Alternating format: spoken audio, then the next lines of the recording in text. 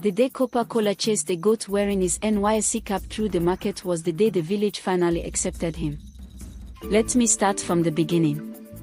I was there when Kopa Kola first arrived in Odo, Umuahia, a small village with more goats than people. You could wake up to the sound of roosters fighting over a leftover fufu ball. Kola came from the city, Lagos to be precise. Tall guy, clean-shaven, fresh like morning bread. He wore cologne. In Odo, that was a crime. People thought something had died anytime he walked past. He was posted to teach basic science at the village secondary school. But from the first day, the students knew he was not built for this life. On his first Monday, he came to school wearing white sneakers. By Friday, they were the color of groundnut soup. But the real drama started with his first meal.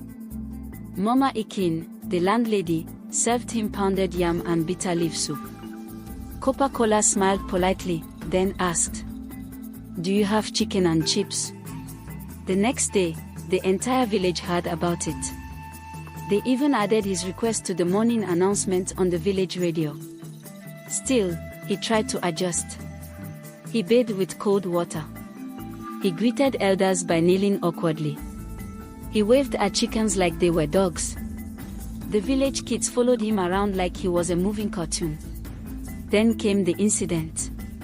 One evening, Kopa Kola was relaxing under the mango tree behind the Kopa's lodge, eating gala and sipping sachet water. He took off his NYSC cap and placed it on the low fence beside him.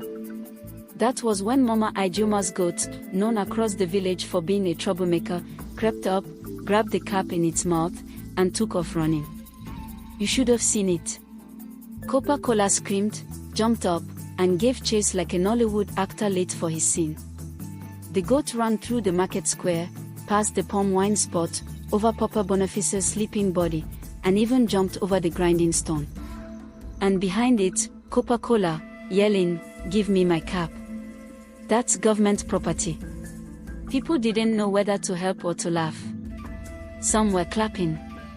Some were screaming on top of their voices. One woman threw stones at the goat to stop it. It didn't work. Eventually, the goat ran straight into the chief's compound. Right in front of the council of elders. It paused, looked around, and dropped the cap. Kopa Kola arrived moments later, panting like a generator. "Your goat is a thief," he shouted. Chief Ajolo, an old man with missing teeth and no patience, looked at him and said, "Young man, you just passed your village initiation." That day, everything changed. People started greeting him properly. Children stopped calling him Mr. Cream Cream. Mama Ikin gave him an extra piece of meat in his soup. Even the goat seemed to respect him after that.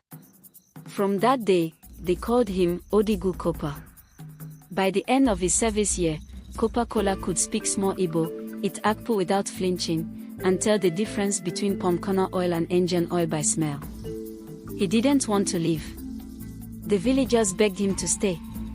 Some girls even asked if he wanted a wife, not too fat, not too slim, they said. But he smiled and said he had to go back to Lagos. Still, every year during NYSC orientation, they tell the story of the city Kopa who fought a goat, earned a name, and left with a heart full of Odo.